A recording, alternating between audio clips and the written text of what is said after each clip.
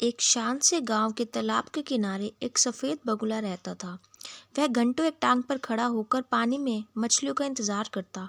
उसी तालाब के पास एक नन्ही सी चिड़िया रहती थी, जो हर समय चहचहाती रहती और इधर उधर फुदकती रहती थी। एक सुबह चिड़िया उड़कर बगुले के पास आई और बोली, नमस्ते बगुला काका, आप इतना चुपचाप क्यों खड़े रहते हो? आपको बोरियत नहीं होती? बगुले ने मुस्कुराकर कहा, नमस्ते बिटिया, चुप रहना मुझे धैर्य सिखाता है।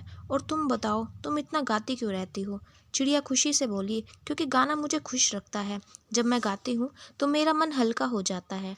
बगुला बोला, बहुत सुंदर, तुम गीतों में खुशी ढूंढती हो और मैं इंतजार में।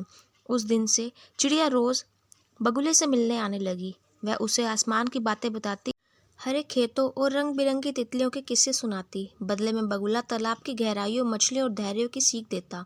एक दिन चिड़िया ने पूछा, बगुला काका, आप मेरे साथ उड़ते क्यों नहीं? आसमान कितना बड़ा और नीला है। बगुले ने प्यार से कहा, बिटिया, आसमान तुम्हारा घर है और पानी मेरा। अगर मैं आसमान के पीछे भागूंगा तो खुद को भूल जाऊंगा, और तुम अगर पानी में रहोगी तो अपना गीत खो दोगी। चिड़िया ने सोचा और बोली, तो अलग होना बुरा नहीं है? बगुला मुस्कुराया, बिल्कुल नहीं, हमारी अलग अलग आदतें ही दुनिया को सुंदर बनाती हैं। समय के साथ दोनों अच्छे दोस्त बन गए। जब चिड़िया थक जाती, बगुला उसे पास खड़ा होकर सुरक्षा देता, और जब बगुला लंबे इंतजार में ऊब जाता, चिड़िया अपने मीठे गीतों से उसका मन कहलाती। एक दिन बादल घिर गए और तेज हवा चलने लगी। चिड़िया डर गई और बोली, काका, आज उड़ने में डर लग रहा है। बगुले ने कहा, मेरे पास बैठ जाओ, मैं तुम्हारी डाल बनूंगा।